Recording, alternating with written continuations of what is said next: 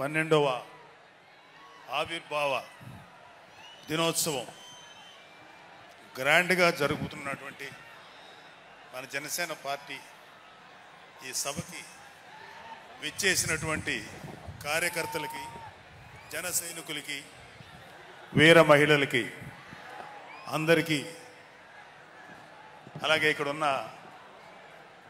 Leaders అందరికీ, నాయకులందరికీ, మహిళా నాయకురాళ్ళందరికీ కూడా 12వ జనసేన ఆవిర్భావ దినోత్సవ శుభాకాంక్షలు తెలియజేస్తున్నాను.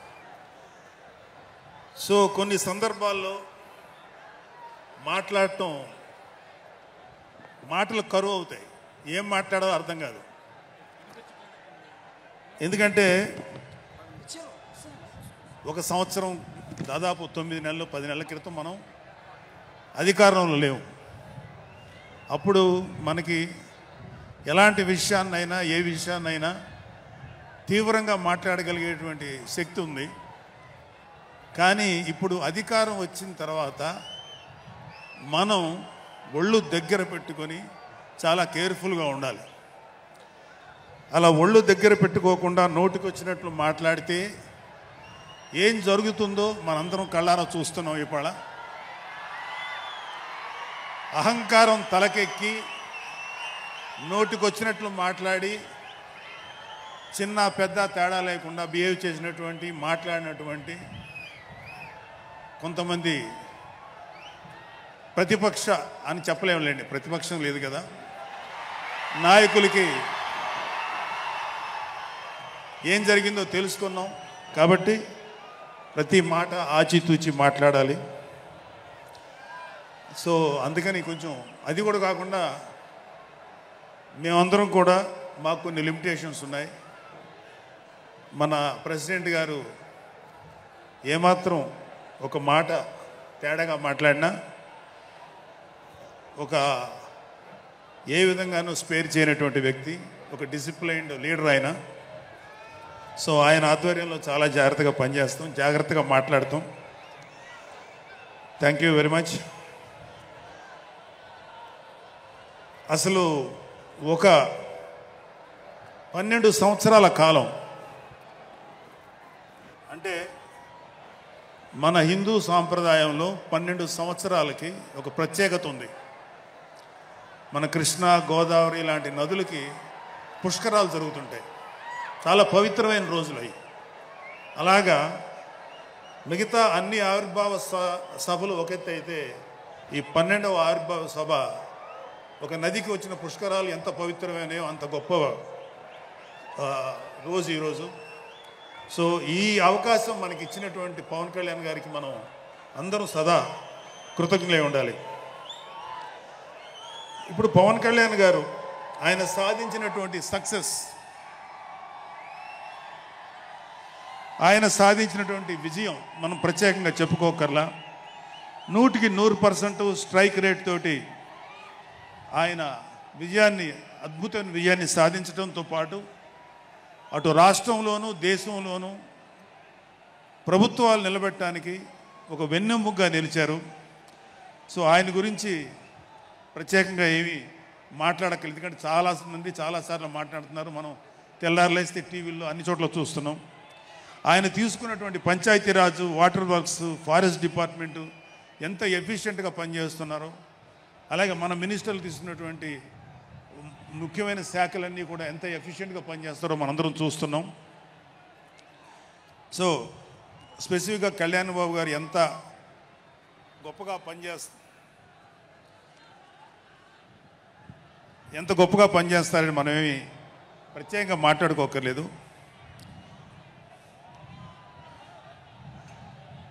సో అయితే ఎన్ని మాట్లాడినా ఒక విషయం అయితే మనం మాట్లాడుకోవాలి. ఒక సినిమా స్క్రిప్ట్ కానీ, ఒక ఉపన్యాసం కానీ, దానికి కొన్ని లక్షణాలు ఉంటాయి. అంటే ప్రతి స్పీచ్లోనూ ఒక హీరో, అంటే ఒక సినిమాకి చెప్పిన ఒక హీరో, ఒక విలను, ఒక హీరోయిన్, ఒక హాస్యగాడు, ఇలా ఉంటారు. సో మనం వైసీపీ హాస్యగాళ్ళ గురించి చెప్పుకోకుండా ఈ స్పీచ్ని ఎండ్ చేయలేం. ఎందుకంటే జగన్ లాంటి హాస్యనటుడు కనే కళల గురించి మీకు చెప్పాలి. ఆయన ఎలక్షన్స్ అయిపోక ముందు నిద్రలోకి వెళ్ళారు. ఇప్పటికి నిద్ర లేవాలి. అప్పుడప్పుడు నిద్రలో లేచి కలవరిస్తుంటారు. మొన్న కూడా ఒక మాట చూశారు. కళ్ళు మూసి తెరిచేలోగా 9 నెలలు అయిపోయినాయి, ఇంకెంత, ఇంకాసారి కళ్ళు మూసి తెరిచేలోపుగా 5 ఏళ్ళు అయిపోతాయి, ఆ తర్వాత అధికారం మాదే అని ఆయన మాట్లాడుతుంటే అంతకన్నా ఏ హాస్యగాడు కూడా అంత అద్భుతంగా చేయలేడు. అంత అద్భుతంగా హాస్యం చూపిస్తున్నారు ఆయన. కానీ ఆయనకి నా సలహా ఏంటంటే, సార్ మీరు నిద్రలోనే ఉండండి, అప్పుడప్పుడు కలవరించండి, తప్పులేదు. ఇంకొక 20-30 ఏళ్ల తర్వాత మీరు కల్లో నుంచి బయటికి రండి, అప్పుడు దాకా మిమ్మల్ని ఎవ్వరూ డిస్టర్బ్ చేయరు. ఇది నాకు మనస్ఫూర్తిగా నేను మీకు ఇచ్చే సలహా.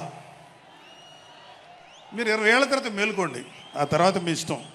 మేమైతే 20 ఏళ్ల దాకా మిమ్మల్ని హ్యాపీగా పడుకోమనే సలహా ఇస్తున్నాం. సో ఆంధ్రప్రదేశ్లో పవన్ కళ్యాణ్ గారి యొక్క చొరవతోటి ఏర్పాటైనటువంటి ఈ కూటమి ప్రభుత్వం ఎన్ని చోట్ల ఎంత పెద్ద సక్సెస్ అయిందో, ఎంత 164 సీట్లు సాధించే దిశగా ఆయన ఎంత కష్టపడ్డారో మనందరికీ తెలుసు. అయితే మా అదృష్టం ఏంటంటే ఇక్కడ పిఠాపురంలో జరుగుతుంది కాబట్టి పిఠాపురంలో ఎలక్షన్స్ ఎలా జరిగినాయో ఒక 2 మాటలు చెప్పకపోతే, నేను పిఠాపురంలో పనిచేసి పిఠాపురం అభిమానుల యొక్క అభిమానాన్ని చూరుకున్న పవన్ కళ్యాణ్ గారికి, అలాగే పిఠాపురం యొక్క జనసైనికులకి, పౌరులకి నేను కృతజ్ఞత చూపించినట్టు అవుతుంది. సో వాళ్ళ కోసం ఈ 2 మాటలు మాట్లాడుతున్నాం. సో పవన్ కళ్యాణ్ గారు పిఠాపురంలో మమ్మల్ని పనిచేయమన్నారు. అంటే నన్ను, మా ఫ్రెండ్ అజయ్ గారిని, అలాగే మర్రెడ్డి గారిని, రత్నం గారిని, శంకర్ గౌడు, మహేంద్ర, పంచకర్ల సందీపు, ఇలా మాకందరికీ పిఠాపురంలో పనిచేసే అవకాశం ఇచ్చారు. మేము పని మొదలెట్టిన తర్వాత మాకు అర్థమైంది ఏంటంటే, పవన్ కళ్యాణ్ గారికి ఆల్రెడీ ఇక్కడ విజయం ఖరారైంది. మనం ఓన్లీ పని చేస్తున్నట్టుగా ఉండడమే తప్ప మనం కొత్తగా చేయాల్సిన పని ఏమీ లేదు అని చెప్పి నాకు అర్థమైంది. నాకే కాదు మా అందరికీ అర్థమైంది. సో మేము దీన్ని ఎంత గొప్ప అదృష్టంగా తీసుకుంటున్నామంటే, పవన్ కళ్యాణ్ గారు మీరు పని చేసేసేటువంటి మేము ఇక్కడ ఏదో పని చేసాం అనే తృప్తి మాకు ఇవ్వటం కోసం ఆయన ఈ మమ్మల్ని అపాయింట్ చేశారు తప్ప ఆయన గెలుస్తారన్నది, ఆయన అఖండ విజయం సాధిస్తారని ఆయనకు ముందే తెలుసు. కానీ ఆ సాటిస్ఫాక్షన్ మాకు ఇవ్వటం కోసం మాకు ఈ అవకాశం ఇచ్చారు. అయితే అది మా అదృష్టంగానే ఫీల్ అవుతున్నాం. చంద్రుడికో నూలు పోగులాగా ఆయన పడిన కష్టానికి ఒక చిన్న పని చేసామనే తృప్తి అయితే మాత్రం మాకు నిజంగానే ఉంది. అయితే ఇక్కడ పిఠాపురంలో పవన్ కళ్యాణ్ గారు అఖండ విజయం సాధించడానికి 2 ఫ్యాక్టర్స్, 2 ఇంపార్టెంట్ ఫ్యాక్టర్స్. ఒకటి మన ప్రెసిడెంట్ జనసేనాని పవన్ కళ్యాణ్ గారు అయితే, రెండో ఫ్యాక్టర్, నాట్ వ్యక్తి, ఫ్యాక్టర్ పిఠాపురం జనసైనికులు, పిఠాపురం పౌరులు, పిఠాపురం ఓటర్స్. వీళ్ళిద్దరూ లేకపోతే మేము ఏమి చేసినా ఏం ఉపయోగం లేదు. సో మాలో ఇంకెవరైనా సరే పవన్ కళ్యాణ్ గారి విజయానికి నేనే దోహదపడ్డాను అని ఎవరన్నా అనుకుంటే అది వారి కర్మ, అంతకంటే ఏం చేయలేం. సో ఇక్కడ మన ప్రెసిడెంట్ పవన్ కళ్యాణ్ గారికి ఆయన గురించి చెప్పడానికి ఒక ఇంపార్టెంట్ విషయం చెప్పాలి.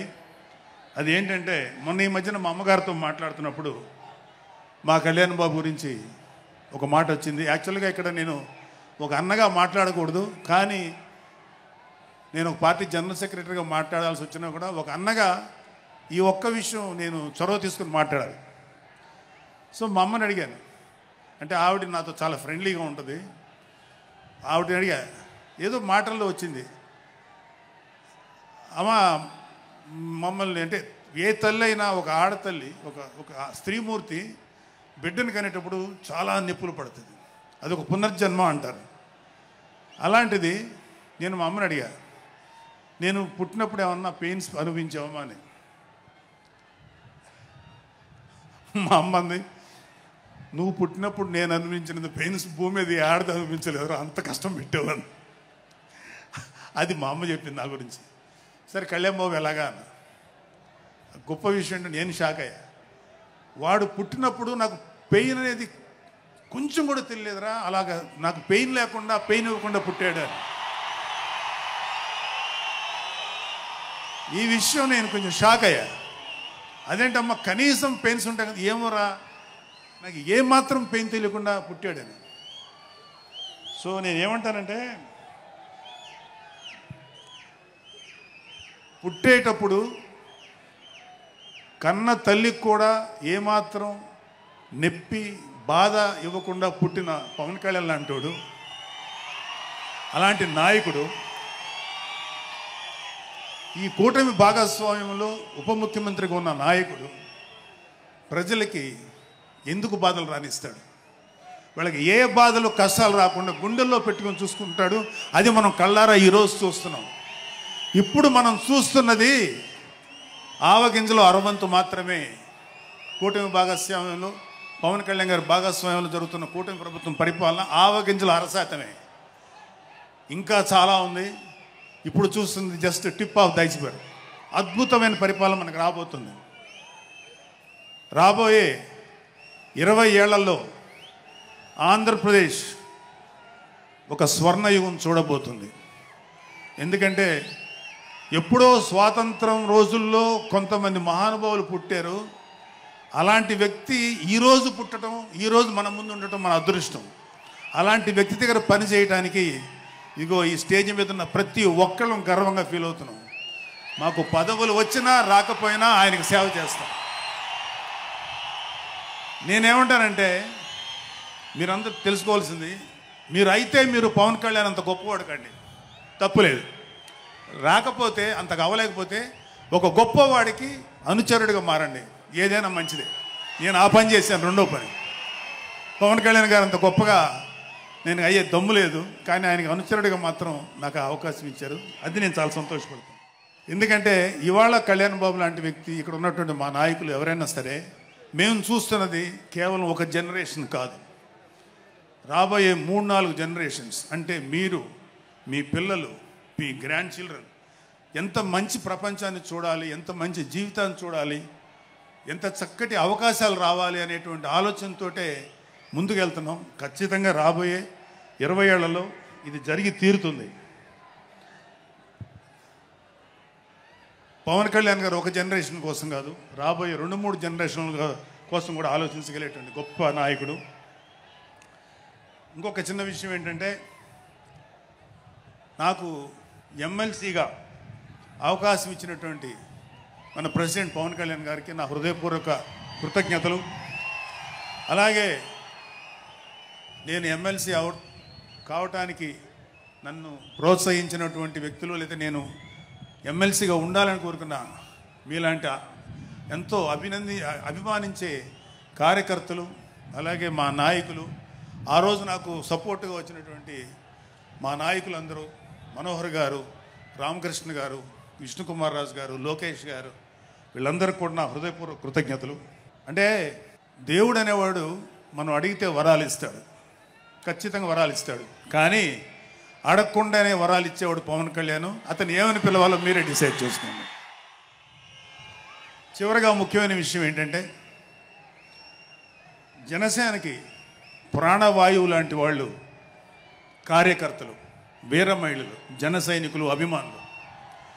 నేను ఒక జన సైనికుడిని అని చెప్పుకోవటంలో ఉండే ప్రైడ్ నాకు ఇంకా ఏ విషయంలో రాదు. చాలా గర్వపడుతుంటాను. సో అలాంటి జన సైనికులకి, మీ అందరికీ మేమందరం అండగా ఉంటాం. ఏదైనా చిన్న చిన్న ఇబ్బందులు తలెత్తినా అవన్నీ సరిచేస్తాం.